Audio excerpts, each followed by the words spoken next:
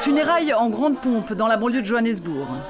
2000 personnes assistent aux obsèques de Yudi Simelane, une jeune homosexuelle, assassinée après avoir subi un viol correctif, c'est-à-dire un viol pour la punir de son homosexualité.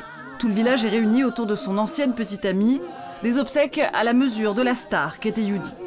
À 31 ans, la footballeuse était capitaine de l'équipe nationale. Un peu Zidane au féminin, elle devait être la première femme à arbitrer un match de la Coupe du Monde en 2010. Son meurtre fait la une de tous les JT. Ce jour-là, le corps mutilé de l'étoile naissante du football a été retrouvé dans cette zone à Kwatema.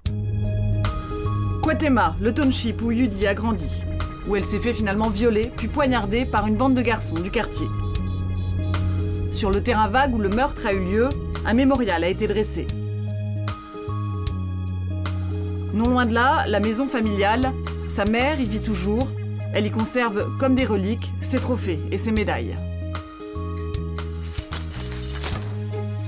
Voilà, ce sont toutes ces médailles. C'était une grande sportive. Vraiment une très grande. Chez elle, Yudi vivait ouvertement son homosexualité. Elle était devenue militante, porte-parole de la cause des lesbiennes. Un statut compliqué à vivre dans le quartier. Ces garçons, ils la connaissaient. Mais pourquoi l'ont-ils poignardée? Pourquoi l'ont-ils violée? Parce qu'ils la connaissaient. Parce qu'elle était lesbienne? Oui, c'est pour ça.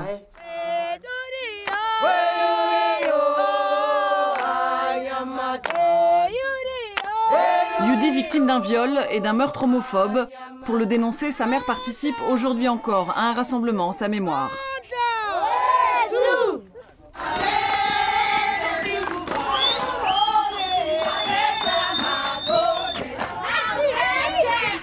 Une marche contre la haine, il faut être vu et entendu. Ambiance Gay Pride dans le township. Le défilé va durer pendant 2 heures. La plupart des habitants n'avaient jamais vu ça.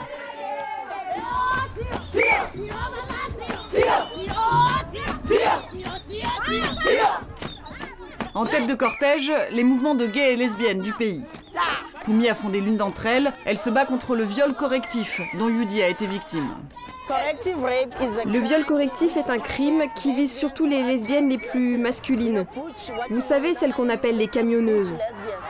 C'est une façon de leur dire « Non, t'es pas un mec, tu dois donc être corrigé, tu es une femme et tu dois agir comme une femme ».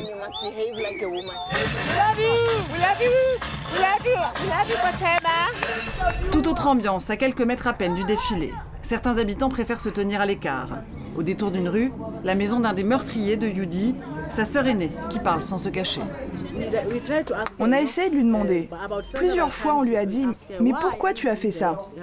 Et il a toujours répondu « C'était une erreur ». À quelques pas de là encore, quelques gamins qui traînent en écoutant de la musique. Propos ordinaires d'une homophobie, largement partagée ici. Je ne crois pas que ce soit une bonne chose d'être une lesbienne. Pourquoi? Dieu a créé les hommes et les femmes, et pas les hommes et les lesbiennes. Ces gars voulaient sans doute explorer Yudi, savoir si elle avait un sexe ou deux, un pénis ou un vagin.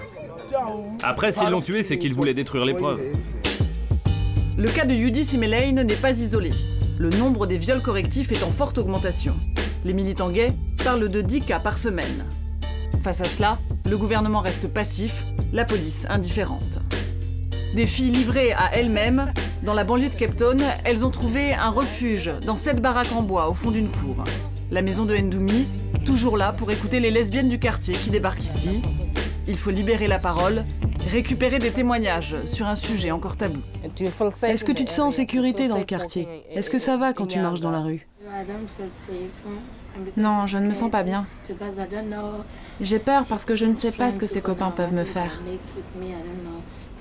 Annalisa a 22 ans. Un visage mutilé, c'est l'an dernier qu'elle s'est fait violer. On était dans une ruelle et il m'a dit « Je vais te violer parce que tu es une femme, pas un homme ». Alors il m'a menacé avec un revolver. Il m'a violée et après il s'est enfui. Après ça, j'ai décidé de me suicider. J'ai pris de la paraffine, je l'ai versée sur mes habits, j'ai pris une allumette et je me suis brûlée. Je ne pouvais plus respirer, plus parler. Je suis allée à l'hôpital. Ils m'ont posé ce tube ici. Alors maintenant, je peux respirer et parler à nouveau.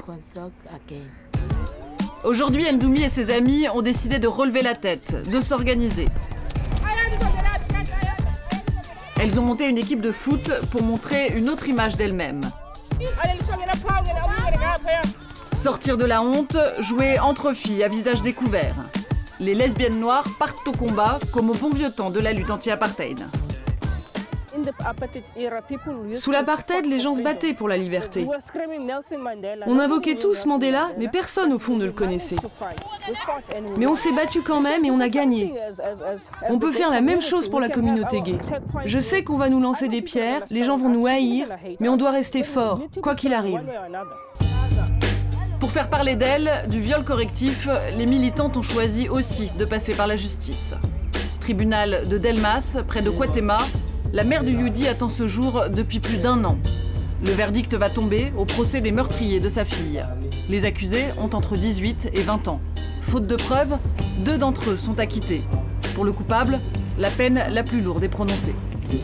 Cette cour, selon la loi, vous condamne à la prison à vie au regard de ces crimes. Avant de rendre son verdict, le juge a déclaré que la footballeuse avait été tuée pour ce qu'elle était. Quelques mots tout simples qui sont déjà une victoire. Pour beaucoup d'entre nous, c'est un premier chapitre qui se termine aujourd'hui. Continuons toujours la lutte. Ce que nous sommes, ce que nous faisons, ne doit jamais constituer une raison pour être tué. Pour Poumi et les autres, le combat continue. Seuls 4% des plaintes aboutissent pour le moment.